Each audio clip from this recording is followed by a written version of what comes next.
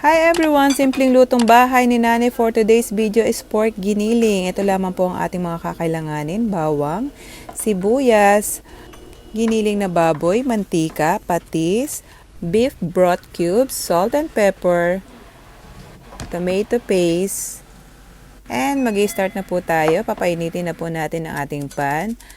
Lagay na po tayo ng mantika at isunod na natin ang ating garlic. Ay gisa lamang po natin ito, pati ang sibuyas hanggang mag-golden brown. At pag nag-golden brown na po ito, ilalagay na natin ang ating giniling na baboy.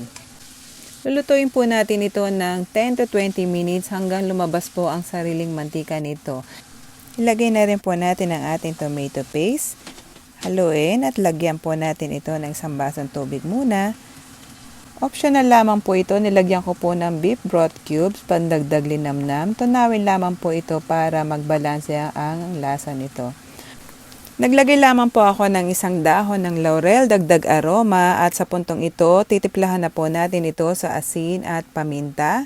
Lalagay na rin po natin ang patis. Konting asukal lamang po ay lalagay ko dito para pambalanse ng lasa. Sunod na ilagay na po natin ang gulay tulad ng carrots. Haluin lamang po natin ito at isusunod natin ang patatas. Kailanganin po natin magdagdag ng tubig. Tuloy lamang po ang ating pagluluto, takpan natin muli at isunod po natin yung mga iba pang gulay.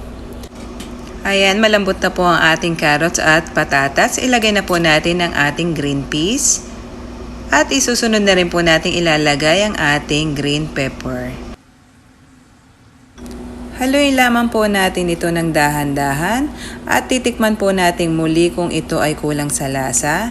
Pwede na po tayo ditong maglagay ulit ng paminta at asin at konting patis.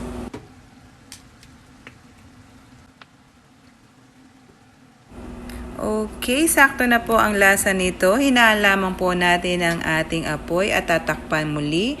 Tuloy lamang po mga ilang segundo pa para masumiksik ang lasa. At yan, okay na po. Ready na po ang ating pork giniling. Ready to eat. Hope you like my original style recipe. And please support my channel, mga kaloris. Please subscribe, like, share, and comment below.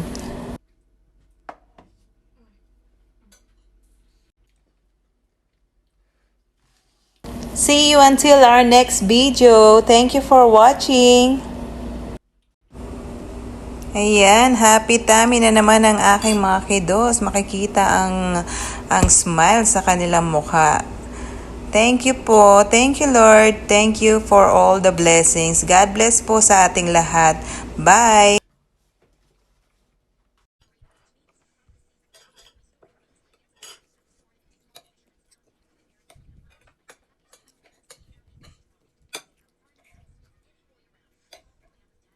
Ano nilagay mo? Paano nilagay yung food?